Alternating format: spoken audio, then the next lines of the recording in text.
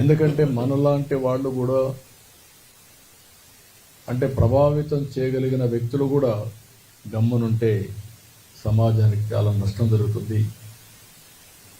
ఆ రోజు మీరు ఒక్కసారి చూస్తే నేను ఏదైతే ప్రాణదానాన్ని ఇనాగరేట్ చేసి వచ్చాను, వస్తా ఉంటే 24 క్లేమోర్ మైన్స్ నా మీద బ్లాస్ట్ చేశాను. నేను ఏ తప్పు చేయలేదు, ప్రజాహితం కోసం పనిచేశాను, లా అండ్ ఆర్డర్ మెయింటైన్ చేయాలని ఆలోచించాను.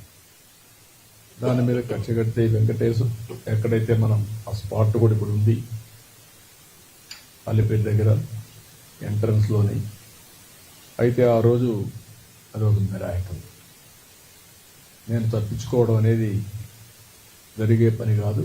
సాక్షాత్తు వెంకటేశ్వర స్వామి నన్ను కాపాడాడు, ప్రాణం విడిచిపెట్టాడు. అక్కడి నుంచి ఒక ఇప్పుడు కూడా నాకు జ్ఞాపకం ఉందని తలుచుకుంటే, నేరుగా పోయి కొట్టిన తర్వాత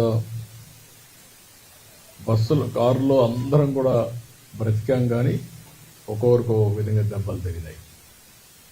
నేనున్నాను, కృష్ణమూర్తి ఉన్నాడు, గోపాలకృష్ణారెడ్డి, రాజశేఖర్ రెడ్డి, వీళ్ళందరూ ఉన్నాం. అంటే వెంకటేశ్వర స్వామి మహిమ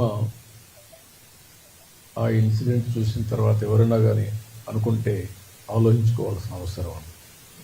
24 క్లేమోర్ మైన్స్ బ్లాస్ట్ చేసిన తర్వాత ఇది తప్పించుకునే అవకాశం లేదు, ఒక్క వెంకటేశ్వర స్వామి మహిమ ఉంటే తప్ప. అందుకనే నేను ఎప్పుడు కూడా ప్రతి ఒక్కరికి విజ్ఞప్తి చేస్తూ ఉంటాను, ఇక్కడుండే వ్యక్తులు ఎవరూ అపచారాన్ని చేయొద్దండి.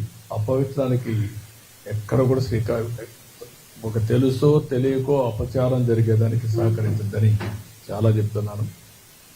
గడిచిన 5 సంవత్సరాలు చాలా పోరాటాలు చేశాం, కానీ ఆ పోరాటాలు కూడా పనిచేయకుండా వెంకటేశ్వర స్వామిని అపవిత్రం చేసే పరిస్థితికి వచ్చారు. ఆ రోజు కూడా మీ అందరికీ నేను చెప్పాను, ఇక్కడే ప్రథమ ప్రాధాన్యత వెంకటేశ్వర స్వామి పైన ఉంటుంది. ఏదైతే క్లీనినెస్ ఇక్కడి నుంచి ప్రక్షాళన వెంకటేశ్వర స్వామి టెంపుల్ నుంచి చేస్తానని చెప్పి దేవుని రుణం తెచ్చుకోవడానికి, అదే సమయంలో రాష్ట్రాన్ని పునర్నిర్మాణం చేయడానికి అంకితతో పనిచేస్తానని చెప్పాను. చెప్పినట్టే ఫస్ట్ అపాయింట్మెంట్ నేను ఇచ్చింది శ్యామలరావుని ఇచ్చాను. అక్కడి నుంచి ప్రక్షాళన స్టార్ట్ అయింది. ఇంకా కొన్ని చిన్న చిన్న ఉన్నాయి, ఇంకా చేయాల్సిన పనులు ఉన్నాయి. నేను చాలా క్లారిటీ ఇచ్చాను, అందుకని అవన్నీ కూడా చేస్తారు. అదే సమయంలో వెంకటేశ్వర స్వామికి సంబంధించి ఎక్కడ కూడా పోయిన ప్రభుత్వం నేను చూశాను. 7 కొండలు వెంకటేశ్వర స్వామివి అని మనం చెప్తా ఉంటే 7 కొండలు ఆనుకొని ముంతాజ్ హోటల్కి అప్పట్లో పర్మిషన్ ఇచ్చారు. అదే మరిగా అక్కడ ఇంకొక పక్కన కూడా ఏదైతే దేవలోకం, ఈ రెంటికి పర్మిషన్ ఇచ్చే పరిస్థితికి వచ్చారు. ఏంటంటే ముంతాజ్ హోటల్ కూడా వాళ్ళకి చెప్పి ముంతాజ్ హోటల్ వేరు మార్చారు. అయినా కూడా నేను వారికి చెప్పింది ఇక్కడ మీకు ఇవ్వలేం, అందుకనే ఇక్కడ 3కి ఇచ్చారు.